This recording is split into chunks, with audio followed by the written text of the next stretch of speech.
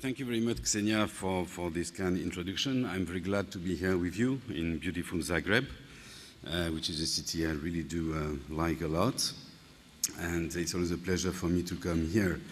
So after the presentation we had right now, it's going to be interesting to make kind of a journey. I would like to take you through a journey. I will try to make it 20 minutes so that we can maybe have questions and answers.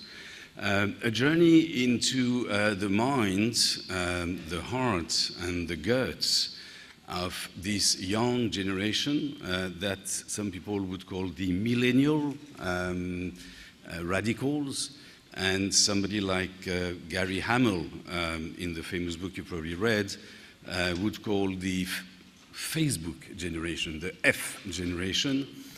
He wrote a very good book I would really recommend to you, which is called the Facebook Generation Against the Fortune 500.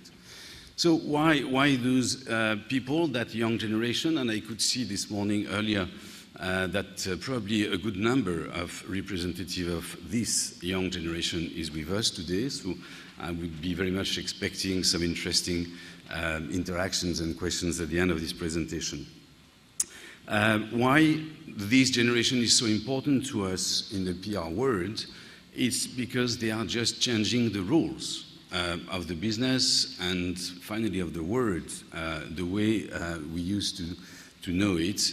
And that, as we could see in the previous presentation, the rise of social media, the explosion of what we call social engagement, and at the end of the day, the transformation of our business from public relations, which is kind of a socio-demographic, a little old concept, to what I would call people relations, which is what is happening for us in a world where conversation is replacing day after day what we used to call communication.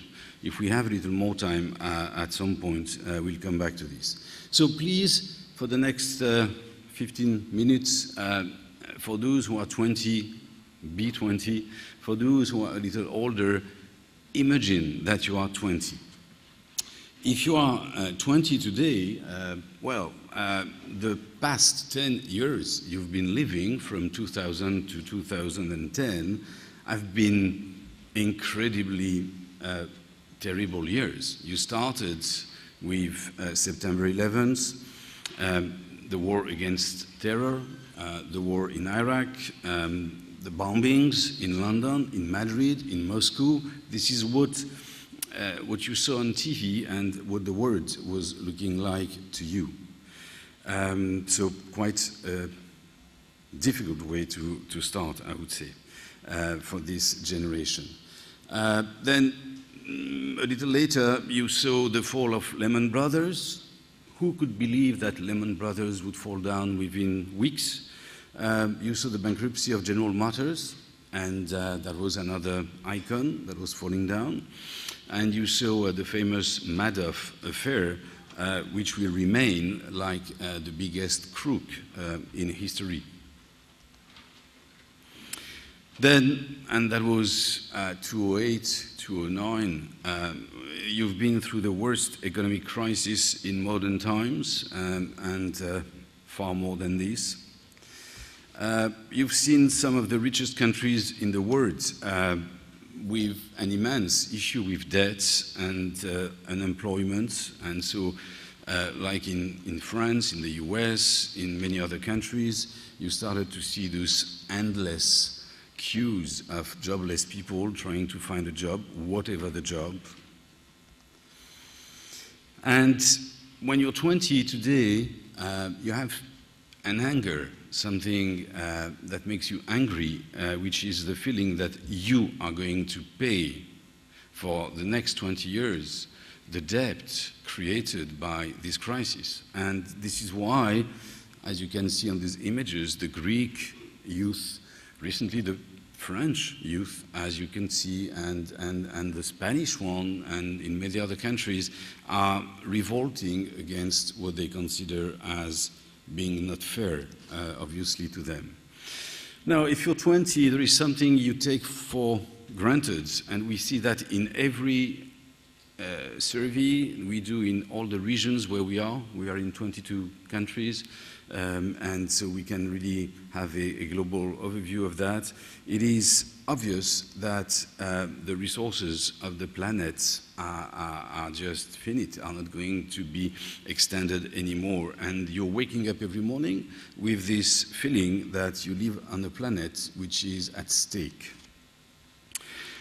Also, and this is typical from this young generation, you feel that there is something which is more important than you and that the individual good, which is the greater good, the community good, and we will come back to this. You believe that you have the right to question companies and that nothing is granted and that nothing is given.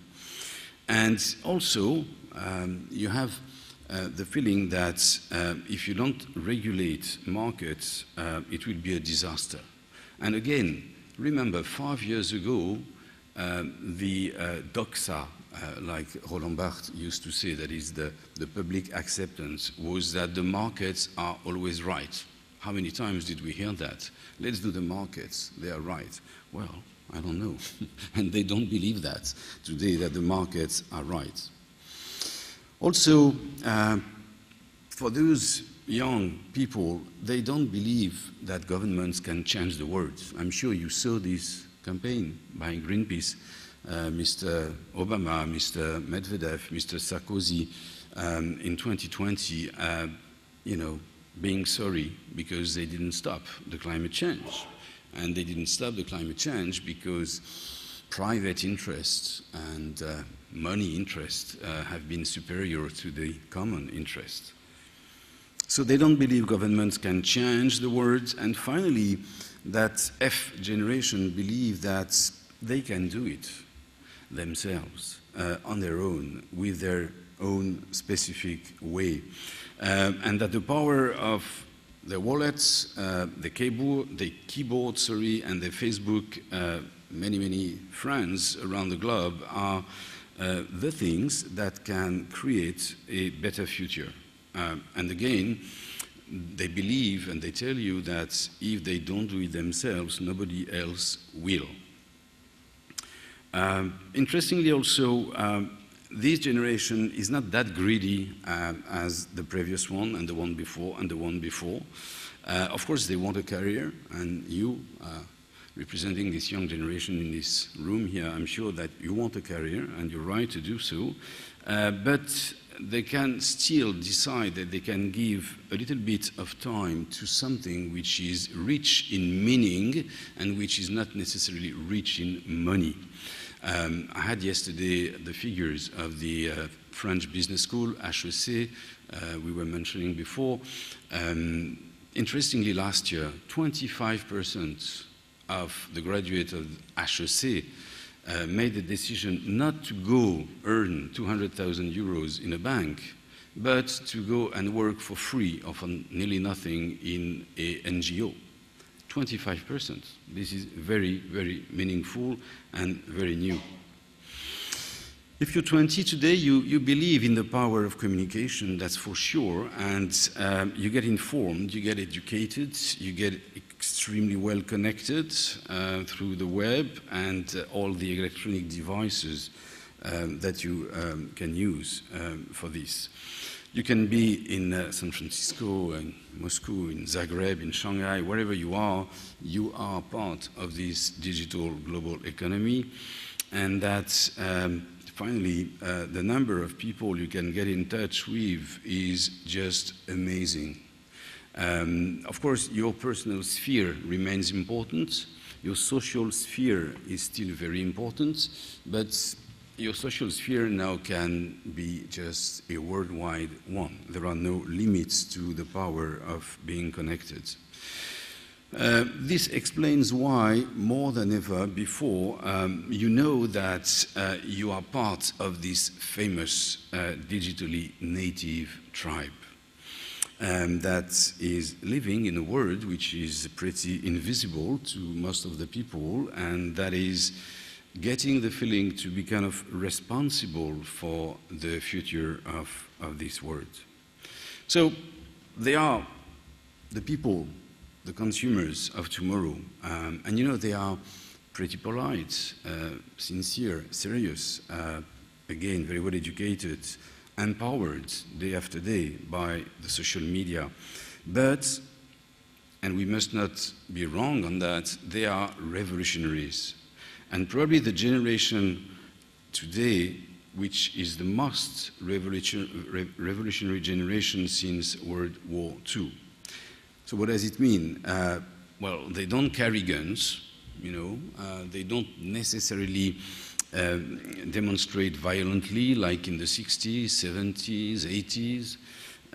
They are much more pragmatic than that, and the kind of issues they want to address are really too big to fool around with.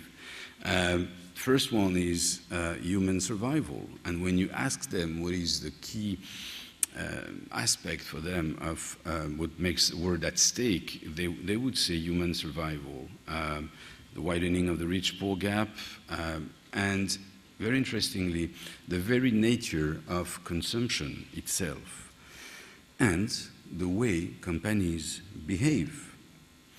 And you know, they're not going to change that by blowing airports. They can do much better in a much more efficient way with a click of the finger. And they know it very well. So, no mistake about it. This is not a niche group. And today, we, the older generation, we are learning from our children, not the other way around. They are, the people in their 20s today, the opinion leaders. And the values that they bring are changing the mainstream at a very high level of speed. No need to insist on what has been the astonishing success of the Obama campaign well, 2 years ago now, a little more than this. Without social network, without the power of the 1.5 million e-militants that were using the web in all aspects to push Obama's candidature, it would never have worked. And we know it, and everybody now gets inspired by this. Also, this generation, you know, is extremely cautious. And even Facebook, which is obviously iconic to them, they look at the way Facebook is going to preserve the secrecy of the data and control the amount of advertising. So they are not ready to accept anything.